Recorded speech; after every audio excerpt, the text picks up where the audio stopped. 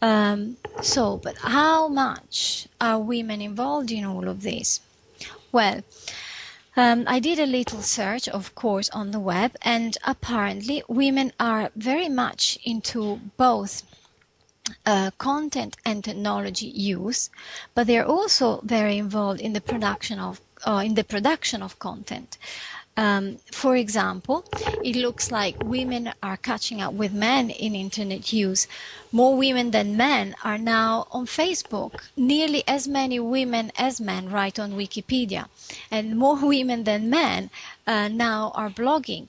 There is a lovely example of Maria Amelia Lopez. She's 96 and she has an award-winning blog with over 1 million visitors from all over the world.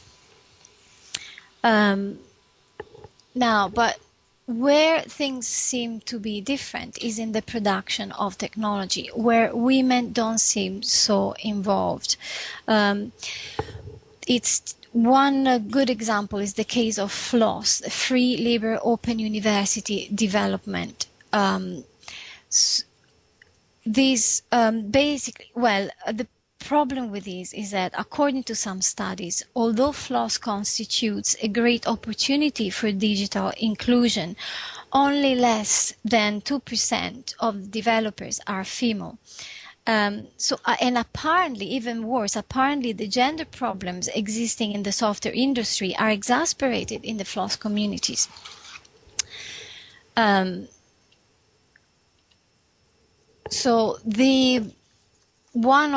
European project called FLOSS Pulse, which stands for FLOSS Policy Support, has investigated this issue and found that the absence of women in the community is affected by a number of factors. For a start, apparently women are unconsciously but actively excluded rather than disinterested, themselves being disinterested.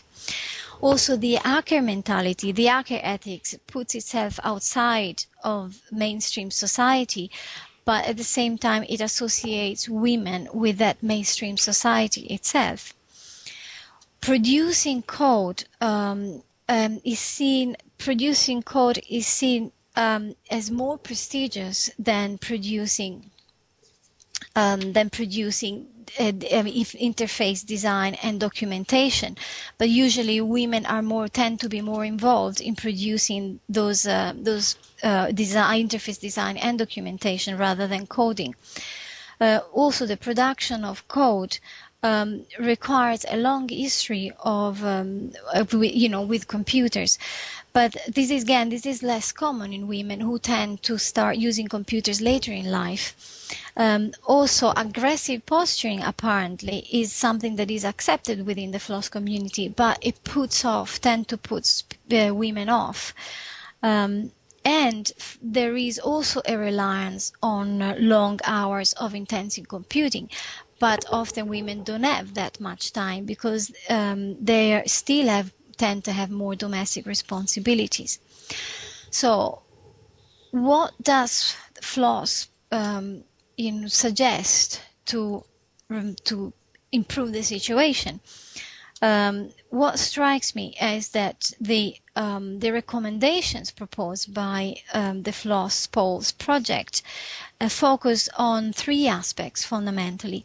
One is offering women support so that they can free their time and take part in relevant activities, and encouraging women to start as young girls with computing.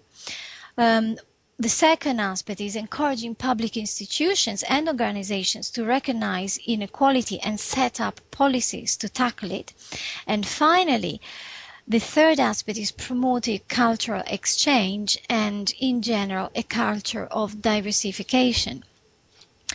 So, to summarize this, in other words, as the UK Equal Opportunities Commission puts it, through educational means, such as encouraging women to pursue higher education in scientific and technological areas or join the job market in these areas, and or governmental policies to support and promote women in ICT, it has been proved that there are no significant differences between men and women's abilities and qualities of work.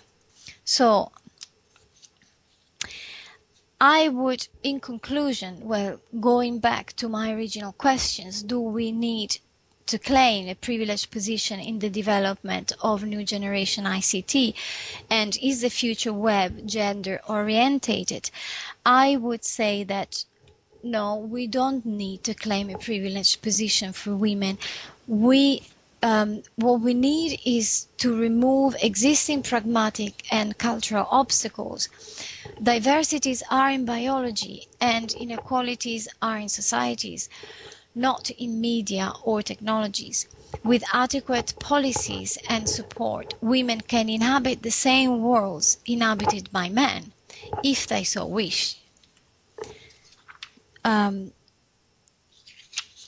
Thank you all for your attention, and I would also like to thank my colleagues Sandra Williams, Enrico Motta, and Alistair Willis for brainstorming with me on this subject. Goodbye.